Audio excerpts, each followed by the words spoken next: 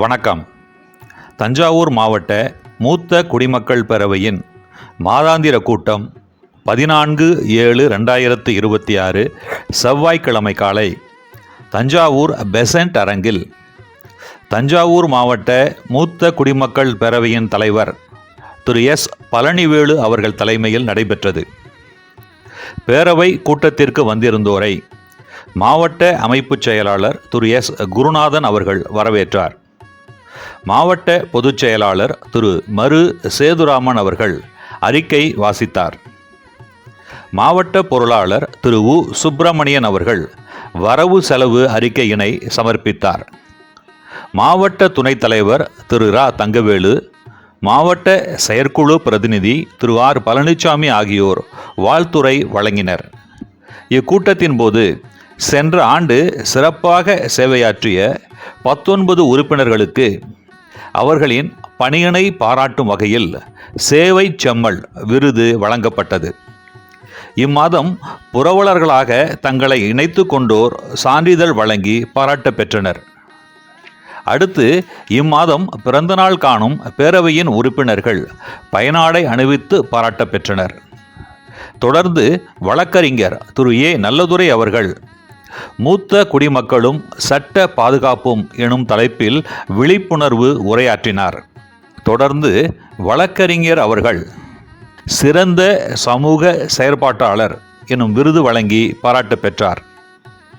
மாவட்ட செயற்குழு பிரதிநிதி திரு க. ஐயனார் அவர்கள் நன்றி கூற பேரவையின் மாதாந்திர கூட்டம் இனிது நிறைவுற்றது. பேரவையின் உறுப்பினர் லயன் எஸ். கிருஷ்ணமூர்த்தி அவர்கள் தனது இளைய மகனின் பிறந்த நாளினை முன்னிட்டு பேரவையின் உறுப்பினர்களுக்கு மதிய விருந்து வழங்கி மகிழ்ந்தார்.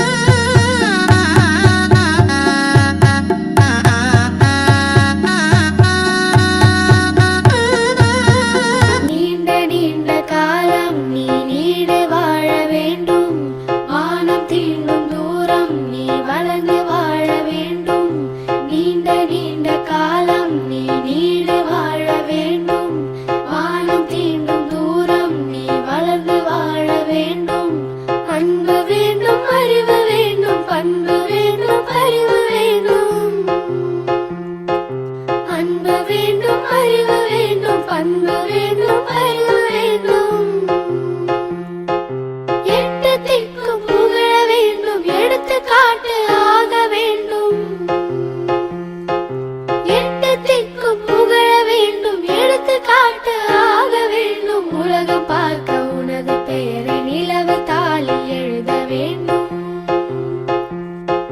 உலகம் பார்க்க உனது பெயரை நிலவு தாளில் எழுத வேண்டும். சர்க்கரை தமிழள்ளி தாலாட்டு நாள் சொல்லி வாழ்த்துகிறோம். பிறந்த நாள் வாழ்த்துகள், பிறந்த நாள் வாழ்த்துகள், இனிய பிறந்த நாள் வாழ்த்துகள். நீண்ட நீண்ட காலம் நீ நீடு வாழ வேண்டும். வானம் தீண்டும் தூரம் நீ வளர்ந்து வாழ வேண்டும். நீண்ட நீண்ட காலம் நீ நீடு வாழ வேண்டும்.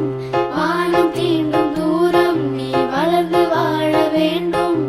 அன்பு வேண்டும், அறிவு வேண்டும், பண்பு வேண்டும், அறிவு வேண்டும். அன்பு வேண்டும், அறிவு வேண்டும், பண்பு வேண்டும், அறிவு வேண்டும். எட்டு திக்கும் புகழ வேண்டும், எடுத்துக்காட்டு ஆக வேண்டும். எட்டு திக்கும் புகழ வேண்டும், எடுத்துக்காட்டு ஆக வேண்டும். உலகம் பார்க்க உனது பெயரை நிலவு தாளில் எழுத வேண்டும். உலகம் பார்க்க உனது பெயரை நிலவு தாளில் எழுத வேண்டும். சர்க்கரை தமிழள்ளி தாலாட்டு நாள் சொல்லி வாழ்த்துகிறோம். பிறந்த நாள் வாழ்த்துகள், பிறந்த நாள் வாழ்த்துகள், இனிய பிறந்த நாள் வாழ்த்துகள்.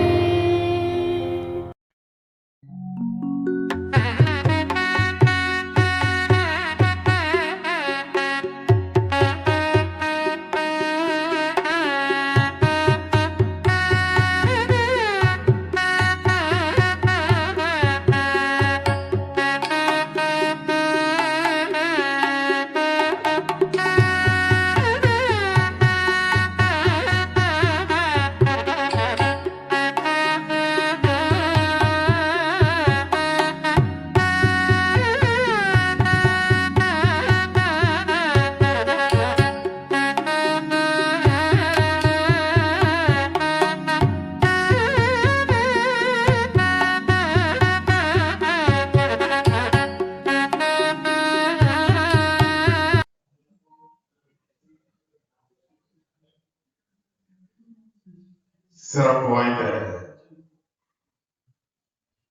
மூத்த குடிமக்கள் பேரவையினுடைய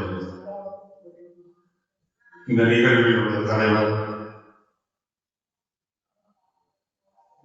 எனது நீண்டகால மூத்த நண்பர், அதனுடைய ஊருக்காரர் தலைவர் பழனிவேல் அவர்கள், வரவேற்புரை நல்கியிருக்கிற மாவட்ட அமைப்பு செயலாளர் மரியாதைக்குரிய திரு குருநாதன் அவர்கள், அறிக்கையை வாசித்திருக்கிற மாவட்ட பொதுச் செயலாளர் மரியாதைக்குரிய திரு மருத்துவர் சேதுராமன் அவர்கள், வரவு செலவு சமர்ப்பித்தல் அறிக்கையினை வாசித்திருக்கிற மாவட்ட பொருளாளர் அன்பிற்குரிய மூத்தவர் சுப்பிரமணியன் அவர்கள், வாழ்த்துறை நல்கியிருக்கிற மாவட்ட துணைத் தலைவர் திரு நாகராஜன் அவர்கள்,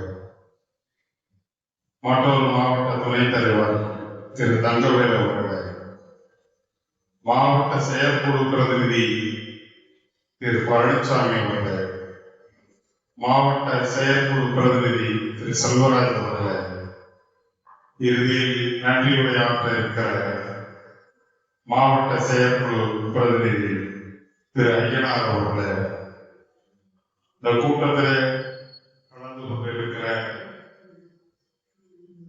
என் தந்தையாக இருக்க அப்பாக்களே, அண்ணன் கிடையாது, உறவு கிடையாது. என் தாயாரை விட்ட நன்றுமிக்க பெருமாட்டியார்கள்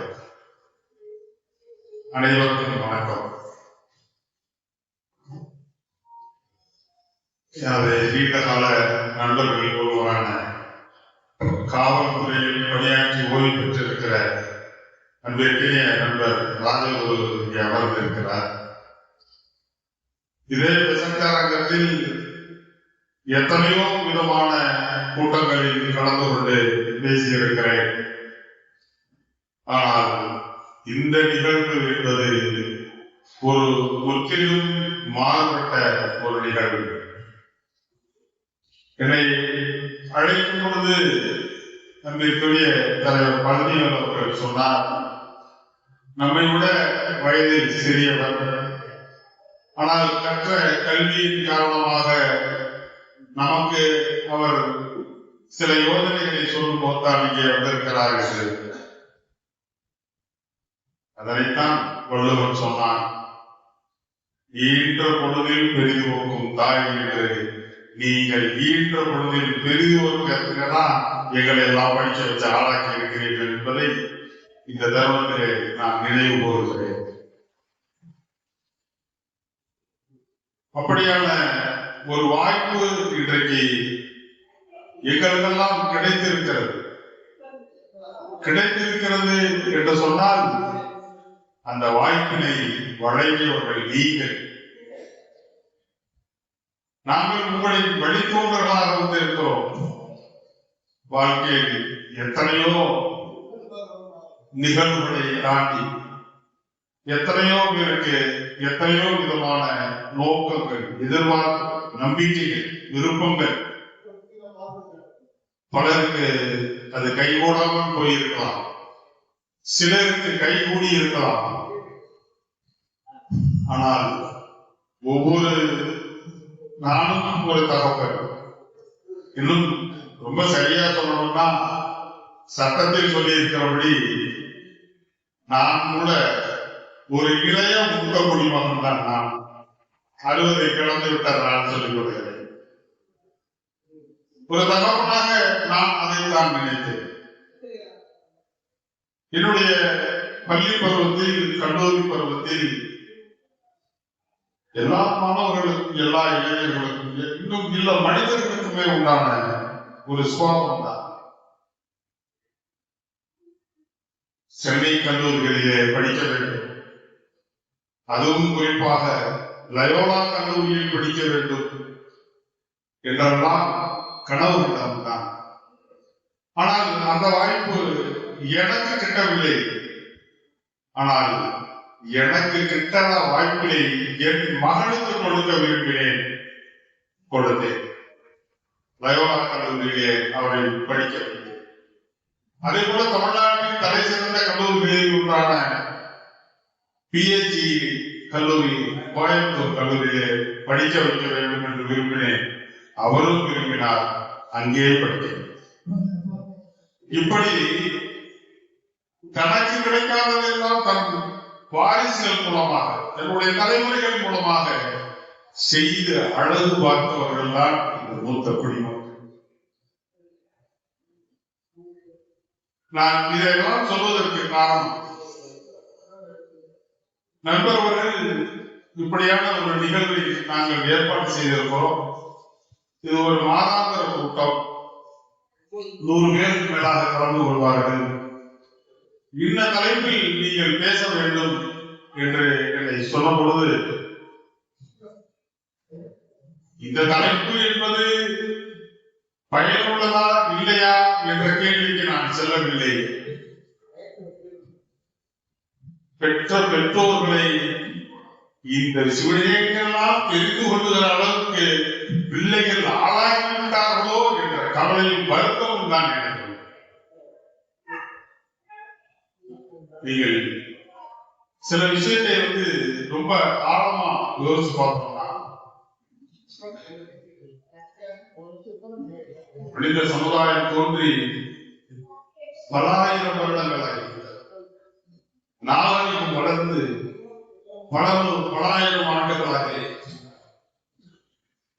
இந்தியாவில் சட்டங்கள் கொண்டு வரப்பட்டே பல நூறு ஆண்டுகளை தாண்டி குறிப்பாக சொன்னால் இந்தியாவிலே முதலிலே சட்டங்கள் 1850க்கு தொடர்பிலே வர தொடங்கியது. இந்திய தண்டனை சட்டமாக இருக்கட்டும், இன்னும் மற்ற சட்டங்கள் 1860 தொடங்கி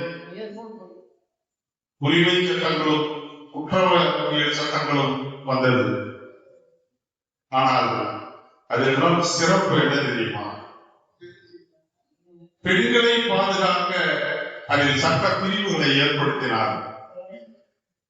குழந்தைகளை பாதுகாக்க சட்ட பிரிவுகளை ஏற்படுத்தினார்கள்.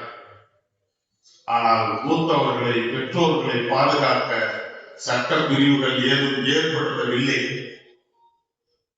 இந்திய தண்டனை சட்டத்தில் குறிப்பிட்டு சொல்லக்கூடிய ஒரு பிரிவு கூட மூத்த குடிமக்களாகிய பெற்றோர்களை பாதுகாக்க ஒரு பிரிவு கூட இல்லை. அப்படியானால் சட்டத்தை இயற்றியவர்கள் அதனை பற்றி கவலை கொள்ளாமல் இல்லை. அப்படியான நிலை அந்த சட்டத்தை உருவாக்கப்பட்ட காலத்தில் இல்லை என்பதுதான். அன்றைக்கு இருந்த பெற்றோர் பெற்ற பிள்ளைகளும் பெற்றோர்களை அந்த நிலைமைக்கு ஆளாக்கவில்லை என்பதுதான் அதன் பொருள். இன்றைக்கு அதற்கான தேவை ஏற்படுகிறது, அதற்கான சட்டங்களை ஆக்க வேண்டிய நிலை உருவாகிறது என்று சொன்னால் நாம் எங்கேயோ பிழை செய்கிறோம். அந்த பிழை நம் குடும்பம் வரையில் நம்மை நேரடியாக பாதிக்கிற அளவிற்கு அது வளர்ந்து கொண்டிருக்கிறது என்பதுதான் அதன் பொருளை தவிர வேற எதையும் நாம் குறை சொல்லிவிட முடியாது. நான் எனது பேச்சு தொடக்கத்திலே சொன்னேன், எனது தந்தையாக இருந்தவர்கள், எனது தந்தையார் 96 வயதை கடந்து 97 வயது. இன்றைக்கு என் வாழ்நாளில் ஒரு முக்கியமான நாள். எனது பெயருக்கு முதல் பிறந்த நாள் இன்றைக்கு. எனது பெயரின் முதல் பிறந்த நாளில் அவரை வாழ்த்துவதற்காக என்னை பெற்ற தகப்பனார் 97 வயதில் வீட்டில் இருந்து அமர்ந்திருக்கிறார். நான் பெருமைக்கு சொல்லவில்லை, அதை விட பெரிய பெருமை, பெரிய சந்தோஷம், மகிழ்ச்சி குடும்பத்தில் என்ன இருக்க போகிறது? எத்தனை கோடி வேண்டுமானாலும் சம்பாதித்து விடலாம், எத்தனை புகழையும் கூட சம்பாதித்து விடலாம், எத்தனை பெயரையும் சம்பாதித்து விடலாம். ஆனால் என் தகப்பனாரை இழந்து விட்டார், நான் சம்பாதிக்க முடியும். இன்றைக்கு என் பேரனை வாழ்த்துவதற்கு எனது தகப்பனார் என்னோடு இருக்கிறார். அவருக்கு கொள்ளு பேரன் இன்னும் 100 ஆண்டுகள் அவர் இருந்தாலும் நாம் மகிழ்ச்சி அடைவோம். அப்படியான குடும்ப சூழல் இன்றைக்கு ஏன் அற்று போய்விட்டது அல்லது குறைந்து போய்விட்டது? காலம்தான் எவ்வளவு விந்தைகளை புரிகிறது. அறிவியலாளர்கள், இலக்கியவாதிகள் இந்த காலகட்டத்தை நுகர்வு கலாச்சார காலகட்டம் என்கிறார்கள். நுகர்வு கலாச்சாரம் என்பது உங்களுக்கு எல்லாரும் அறிந்த ஒன்றுதான். நுகர்வு கலாச்சாரங்களில் கூட அப்பாவை மாமா என்றும் அம்மாவை அத்தை என்றும் நாம் அழைப்பதில்லை என்பதை நாம் நமது குழந்தைகள் புரிந்து கொள்ள வேண்டும். வாழ்க்கையின் ஓட்டத்தில் அவசரத்தில் எல்லாவற்றையும் தொலைத்து விடுகிறோமோ என்ற கவலையும் அச்சமும் இன்றைக்கு ஏற்படுகிறது. நீங்கள் சிந்தித்து பார்க்க வேண்டும். லார்ட் மெக்காலே என்ற ஆங்கில அதிகாரிதான் இந்தியாவிற்கு ஏற்ற மாதிரியான சட்டத்தை ஆக்க வேண்டும் என்று அன்றைக்கு ஆங்கில அரசினுடைய ராணியார் பணித்திருந்தார். அவர் இந்தியா முழுவதுமாக சுற்றி பார்த்து இந்தியாவில் நிலவக்கூடிய சூழ்நிலைகளை எல்லாம் கணக்கில் எடுத்துக்கொண்டு எவ்வகையான குற்றங்கள் நடைபெறுகிறது, அந்த குற்றத்திற்கான காரணிகள் எல்லாம் என்னவென்று எல்லாவற்றையும் ஆராய்ந்து இறுதியாக 1860 இந்திய தண்டனை சட்டத்தை கொண்டு வந்தார். அப்படி இந்தியா முழுவதும் அவர் கிட்டத்தட்ட 50 ஆண்டுகளுக்கு மேலாக சுற்றி திரிந்து பார்த்தவர். இங்கிலாந்து அரசாங்கம் இந்தியாவை தனது அரசாக மாற்றிக்கொள்ள விரும்புகிறது. இந்தியர்கள் அதற்கு ஒத்துழைப்பு தரவில்லை. இங்கிலாந்தில் இருக்கிற ஹவுஸ் ஆஃப் லார்ட்ஸ் என்று சொல்வார், மக்கள் பிரதிநிதிகள் அமர்ந்திருக்கக்கூடிய அந்த அவையிலே என்ன செய்தால் இந்தியாவை நாம் வெற்றிக்கொள்ள முடியும் என்ற ஒரு கருத்தரங்கம் நடைபெறுகிறது.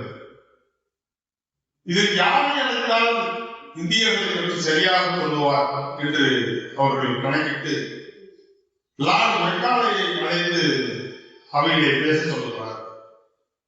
1835 அவர் ஹவுஸ் ஆஃப் லார்ட்ஸ் பேசுகிறார். அவர் சொல்லுகிறார், I have crossed whole of India length and breadth. I have never seen a thief.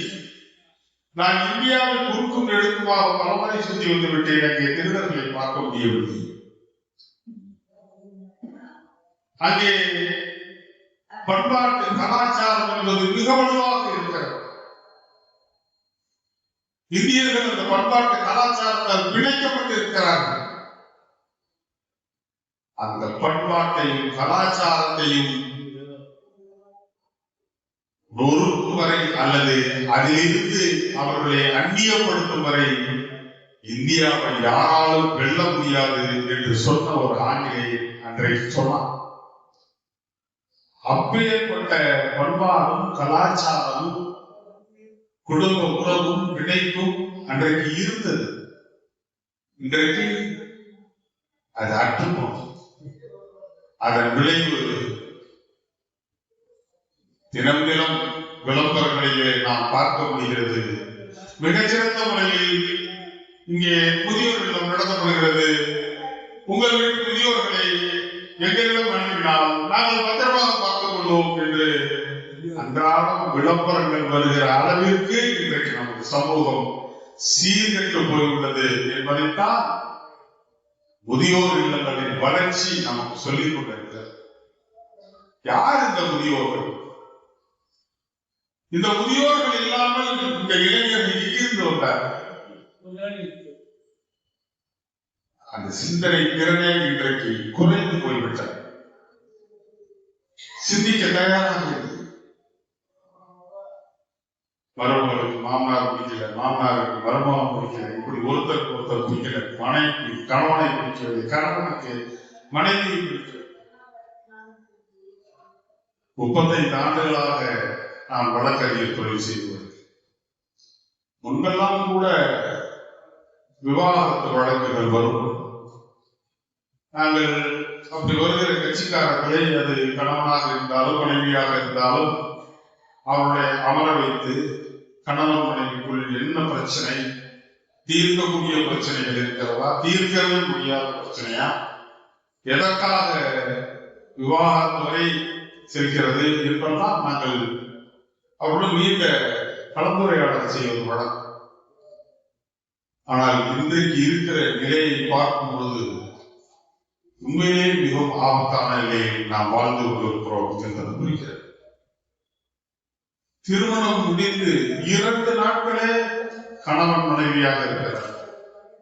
திருமணம் முடிந்த 2 நாட்கள் முழுவதும் அது மணமகன் வீடாக இருந்தாலும் மணமகள் வீடாக இருந்தாலும் அந்த விழா கோலம், அந்த விழா அந்த சூழலே மாறி இருக்காது. உறவுக்காரர்கள் வந்திருப்பார்கள், எல்லாம் கலந்து பேசி இந்த 2 நாட்களில் அவர்கள் என்ன வாழ்ந்தார்கள், யாரை என்ன புரிந்து கொண்டார்கள், என்ன பிடித்தது, ஏன் பிடிக்காமல் போனது, அந்த பிடிக்காமல் போனது இன்றைக்கு மன முடிவு வரைக்கும் வந்து நிற்கிறது என்று சொன்னால் நாம் என்ன வாழ்க்கை வாழ்கிறோம் என்பது புரியாத ஒரு காலகட்டத்தில் நாம் வாழ்ந்து கொண்டிருக்கிறோம். என்பதுதான் உண்மை. சமீபத்திலே ஒரு வழக்கு, பெண் மருத்துவர் மணமகன் உயர்ந்த கல்வி படித்திருக்கிறார். எம்டெக் படிச்சு MBA முடிச்சு வெளிநாட்டிலே சென்று கையிலே பணம் சம்பாதிக்க லட்சக்கணக்கில் பணம் சம்பாதிக்கிறார். பணம் சம்பாதிக்க கற்றுக்கொண்ட அவர்கள், படித்த அவர்கள் எப்படி சேர்ந்து வாழ்வது என்பதை படிக்க மறந்து விட்டார்கள். பெற்றோர்களும் அவர்களுக்கு அந்த படிப்பை சொல்லிக் கொடுக்க மறந்து விட்டார்கள். 2 நாள் வாழ்க்கையிலேயே யோசிக்கிறேன். 25ஆம் வருடம் பிப்ரவரி மாதம் 10ஆம் தேதி கல்யாணம், 26ஆம் வருடம் மார்ச் மாதம் 10ஆம் தேதி கைது. என்ன வாழ்க்கை வாழ்க்கை? இந்த வாழ்க்கையின் அர்த்தம் தான் என்ன? நாம் சிந்தித்து பார்க்க வேண்டும். அதில் எங்கிருந்து கற்றுக்கொள்ள முடியும்? என் பெற்றோர்களை உங்களிடம் இருந்துதான் நாங்கள் கற்றுக்கொள்ள முடியும். ஆனால் நாங்கள் தவறிவிட்டோம். உங்களிடமிருந்து எதை கற்றுக்கொள்ள வேண்டுமோ அதை நாங்கள் இன்னும் கற்றுக்கொள்ள வேண்டிய பாடம் இது என்று கூட கற்றுக்கொள்ளாமல் இருக்கிறோம். அதன்பிறகுதான்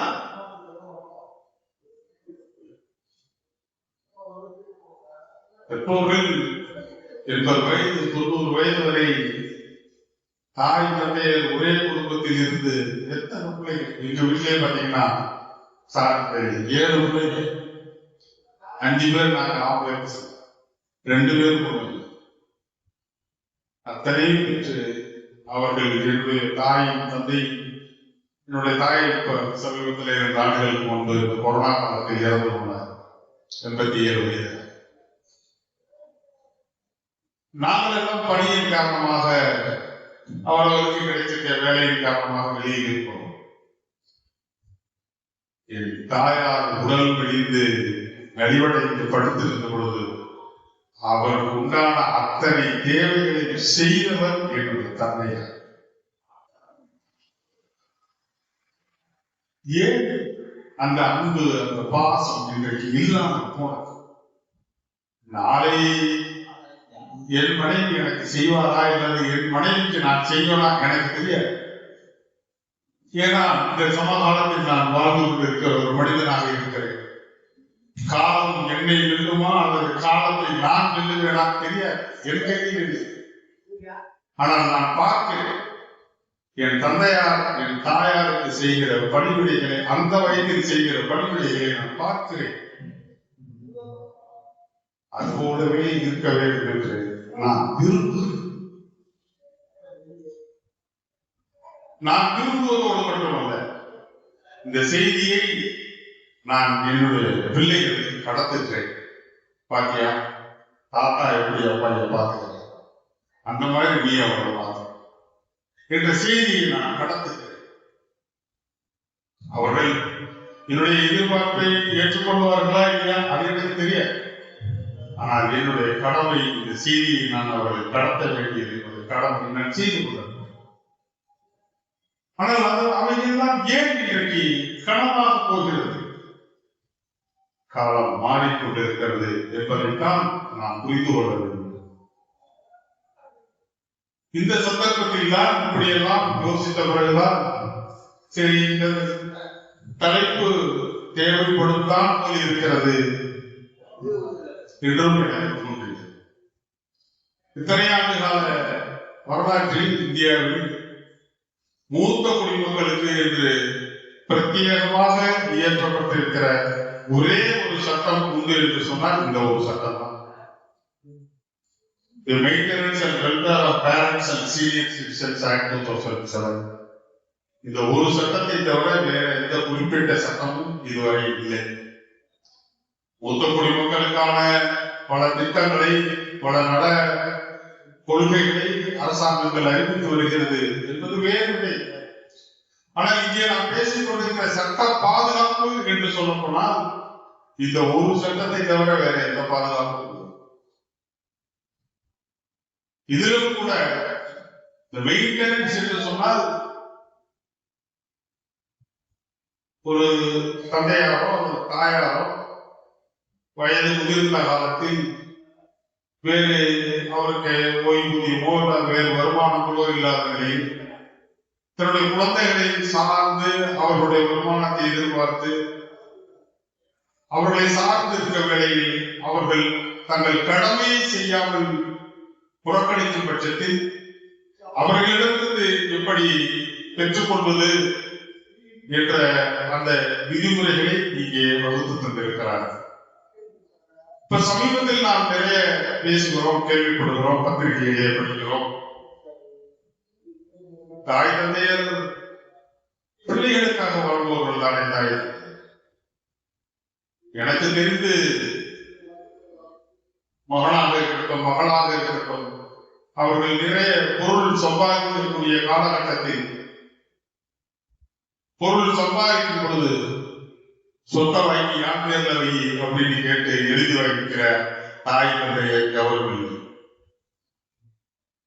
அந்த வயதான காலத்தில் கூட கிராமத்துல எனக்கு 1 ஏக்கர் நிலம் இருக்கு, அதை வித்துட்டு வந்து பையனுக்கு ஒரு பிளாட் வாங்கி வைக்கிற பெற்றோரை தான் நாம் கேள்விப்பட்டுக் கொண்டிருக்கிறோம். மகன் எத்தனை கோடி சம்பாதித்தாலும் என் பேர் சொத்துல வாங்கி வை என்று சொத்தை எழுதி வாங்கிக் கொள்கிற பெற்றோர்களை நாம் கேள்விப்பட்டது. அப்படி இருக்கிற காலகட்டத்தில் இன்றைக்கு சில சம்பவங்கள் நடைபெறுகிறது. இந்த செட்டில்மெண்ட் எழுதுறதுக்கு ஒரு கொடை கிஃப்ட். சரி, நமக்கு வயசாயிடுச்சு, இனிமே இந்த சொத்தை வச்சுக்கிட்டு என்ன பண்ண போறோம்? சரி, பிள்ளைகளுக்கு எழுதி வச்சுட்டா பிள்ளைகளை அதை வச்சு ஏதாச்சும் பண்ணிக்கிட்டு நல்லா பண்ணிக்கிட்டோம் என்ற அடிப்படையில் அதில் எழுதுவோம்.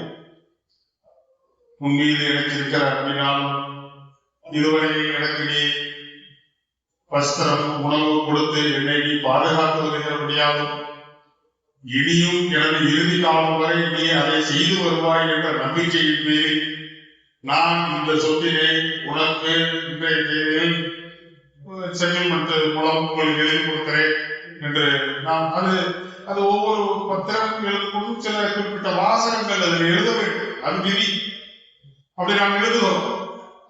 ஆனால் சில சமயங்களிலே சில சந்தர்ப்பங்களிலே அது குறைந்து போய்விடுகிறது.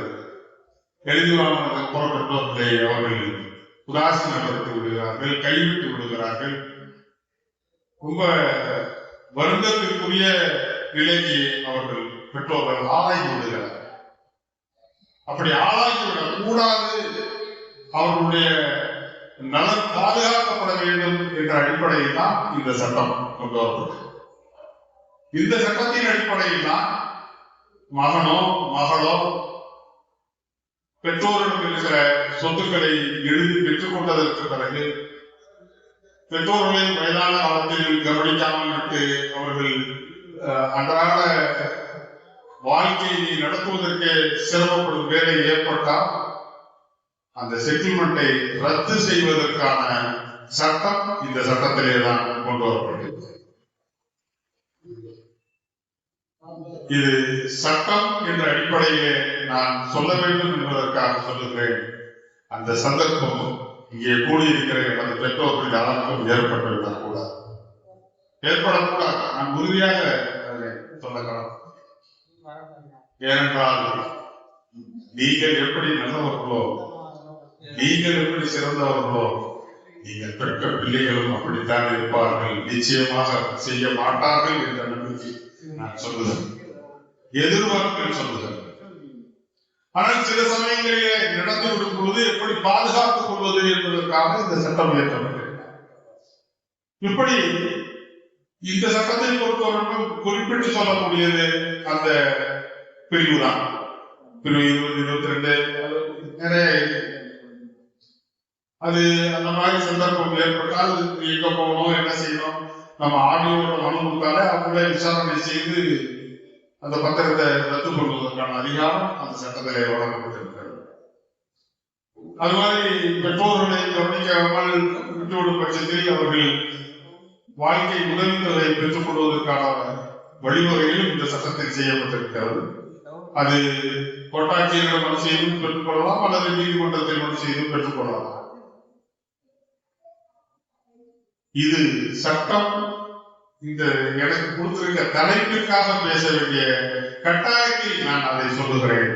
ஆனால் தார்மீக அடிப்படையில் இந்த சட்டங்கள் எல்லாம் வந்திருக்கவே கூடாது என்று நான் விரும்புகிறேன்.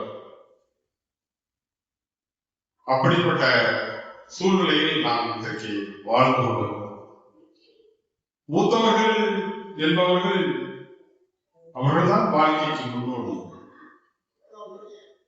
இந்த உலகத்தை எனக்கு காண்பித்தவர் யார்? என் தந்தையார். இந்த ஊரையும் உறவையும் எனக்கு காண்பித்தவர் யார்? என் தாய் அல்லவா? என் தாயும் தந்தையும் இல்லாமல் நான் இந்த உலகத்திற்கு எப்படி வந்திருக்க முடியும்? இந்த உலகத்தை நான் எப்படி தெரிந்திருக்க முடியும், படித்திருக்க முடியும்? அந்த உணர்வு ஒவ்வொரு வீட்டில் பிறந்த பிள்ளைகளுக்கும் இருக்கிற வரையில் இந்த சட்டங்கள் தராத பாதுகாப்பை இந்த சமூகம் தரும் என்பதுதான் உண்மை.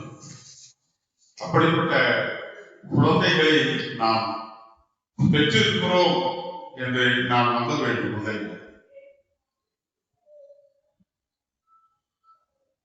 இன்னும் சொல்ல போனால் ஓய்வூதியம் என்பதே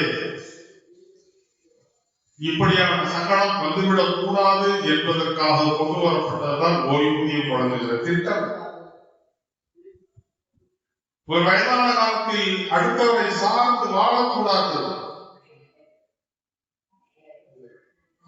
அவருடைய வருமானத்தில் இருந்தே அவருடைய இறுதி காலத்தில் வாழ வேண்டும். கணவன் இறந்துவிட்டாரா, மனைவிக்கு பென்ஷன், அவருடைய இறுதி காலத்தில் அவர் காலம் தருவதற்கு யாரையும் எதிர்பார்க்காமல் இருப்பதற்கு அவருக்கு கிடைக்க வேண்டிய தொகை.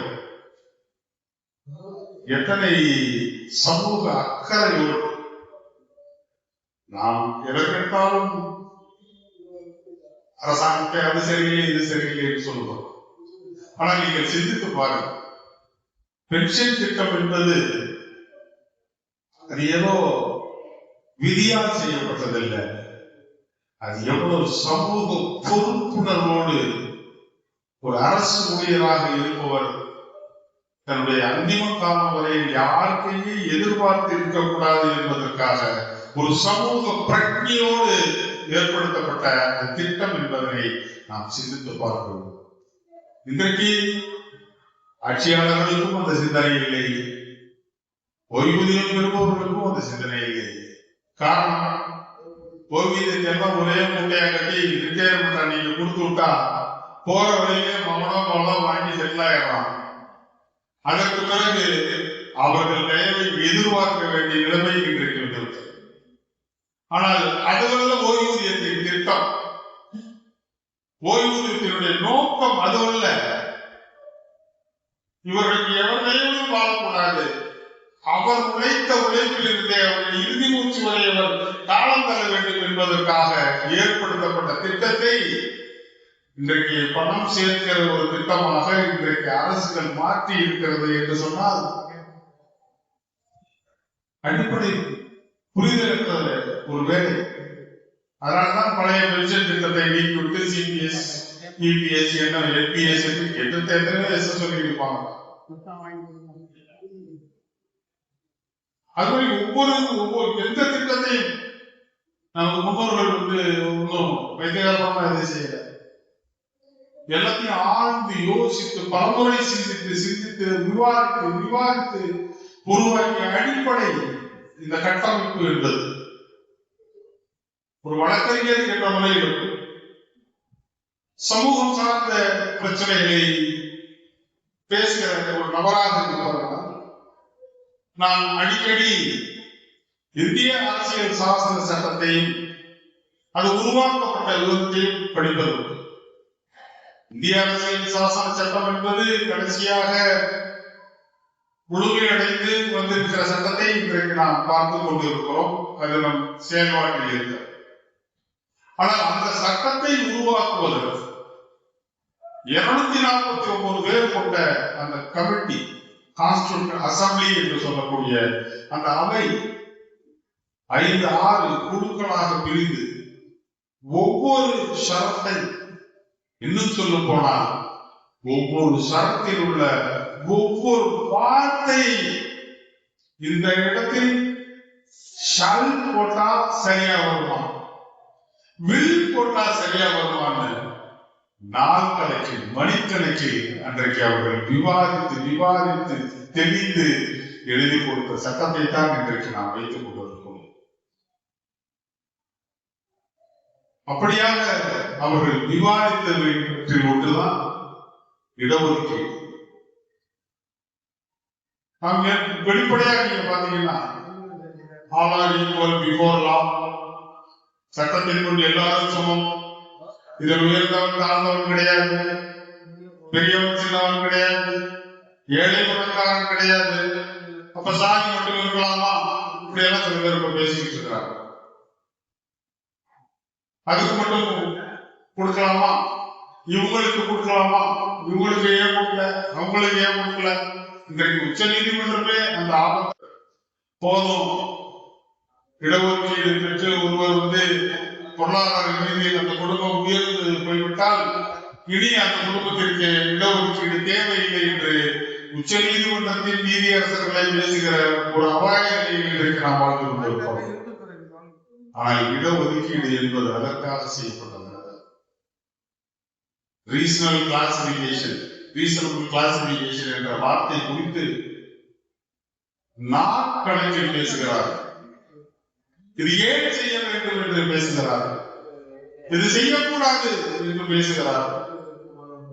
அந்த அவையில் தான் புரட்சியாளர் அம்பேத்கர் எழுந்து பேசுகிறார்.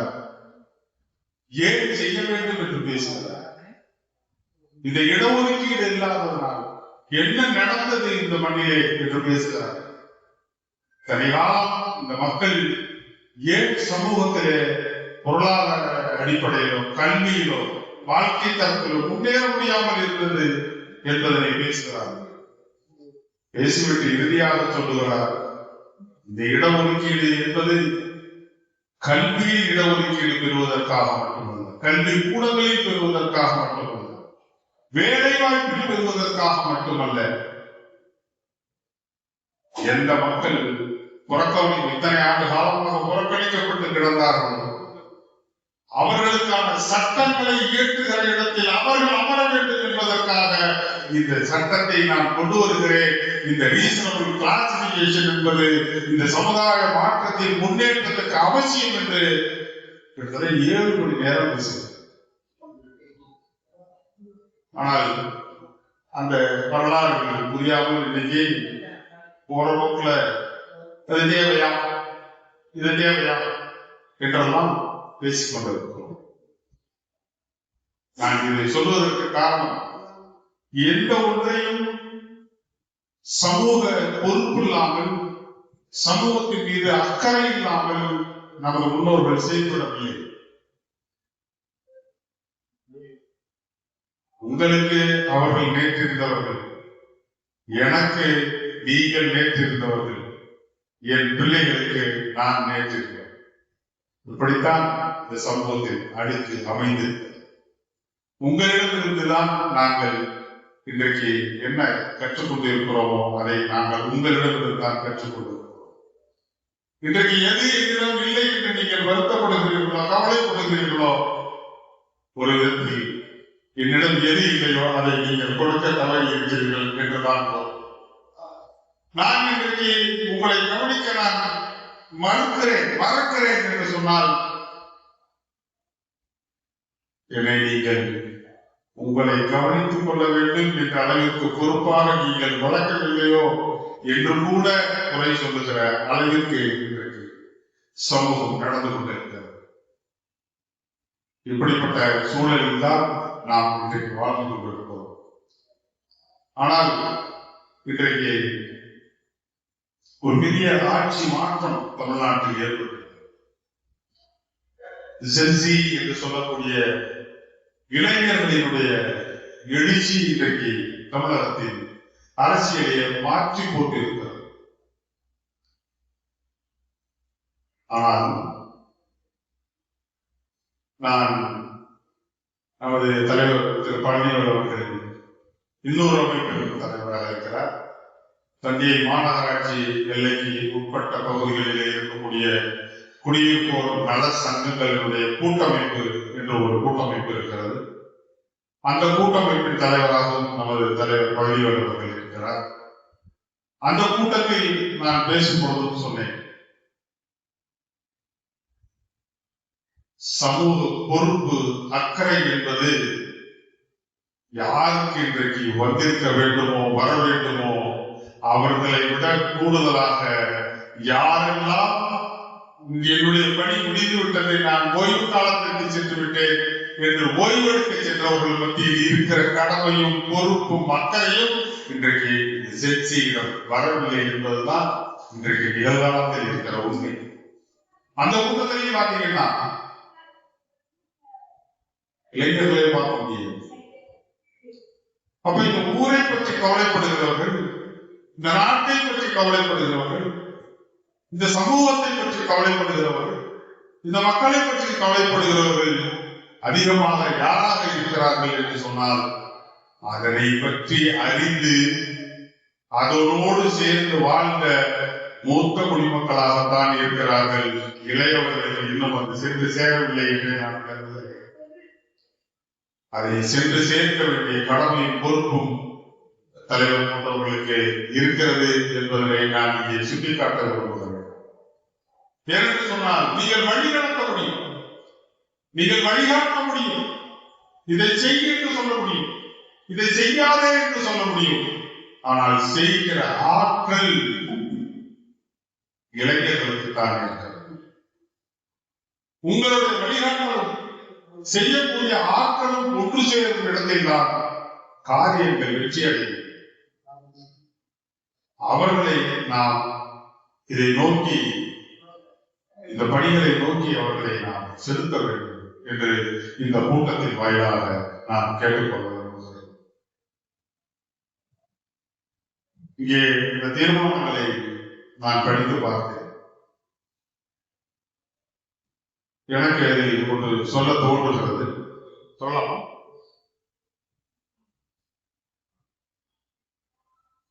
மாவட்ட ஆட்சியர் அலுவலகத்தில் நடக்கிற அந்த குறைதீர் கூட்ட முகாம்களிலே மூத்தவர்கள் செல்லும் பொழுது வயோதிகத்தின் காரணமாக அல்லது உடலில் இருக்கிற பிரச்சனைகளின் காரணமாக உடல்நல குறைவுகள் ஏற்படுகிறது. அங்கே தற்காலிக மருத்துவ முகாம் அமைக்கப்பட வேண்டும் என்று கூறியிருந்தார்கள். இன்றைக்கு எத்தனையோ வசதிகள் பெருகி இருக்கிறது. குறைதீர் முகாம் என்பது ஒரே நாள்ல 10,000 பேரை கூப்பிட்டு எல்லாத்தையும் மனு வாங்கணுங்கிறது ஒன்றும் அவசியம் இல்லை. இன்றைக்கு துறைகள் பிரிக்கப்பட்டு ஒவ்வொரு துறையிலும் தனித்தனியாக குறைதீர் முகாம்கள் நடத்த தொடங்கி இருக்கிற காலகட்டத்தில் மூத்த குடிமக்களுக்கு என்று குறைந்திருக்கும் நாள் என்று ஒரு நாளை குறிப்பிட்டு அந்த நாளில் ஏன் ஒரு முகாம் நடத்தக்கூடாது? நடத்தலாம்ல. ஏன்னா அதிகபட்சமா போனா ஒரு 100 பேர், 50 பேர், 200 பேர் போறாங்க. ஒரு காலை பொழுதிலோ, ஒரு மாலை பொழுதிலோ, ஒரு அரை நாள் பொழுதில் கூட அந்த கூட்டம் முடிந்து போறதுக்கு வாய்ப்பு இருக்கு. அவ்வளவு கொண்டு போய் இந்த கூட்டத்தோட கூட்டமா தள்ளி நிக்க முடியாம, நடக்க முடியாம மயக்கடித்து விடுவதை விட அவர்களுக்கு தனியாக பிரத்யேகமாக ஒரு குறைதீர் கூட்டத்தை அரசு ஏற்படுத்தி தருமையானால் அது உண்மையாகவே இந்த மூத்த குடிமக்களின் மீது அரசு கொண்டிருக்கிற நல் எண்ணமாகும் என்பதை நாம் அரசுக்கு தெரிவிக்க வேண்டும் என்று எனக்கு தோன்றி, அது உங்களுடைய சங்கத்தின் தீர்மானமாக போட்டாலும் சரி, இல்லாவிட்டால் எனக்கே இருக்கிற சில பிரத்யேகமான வழிவகைகளில் இந்த தகவலை நிச்சயமாக அரசுக்கு நான் கொண்டு சேர்ப்பேன் என்று உங்களிடம் நான் அதற்கான வாக்குறுதியை கொடுத்துக் கொள்ள விரும்புகிறேன்.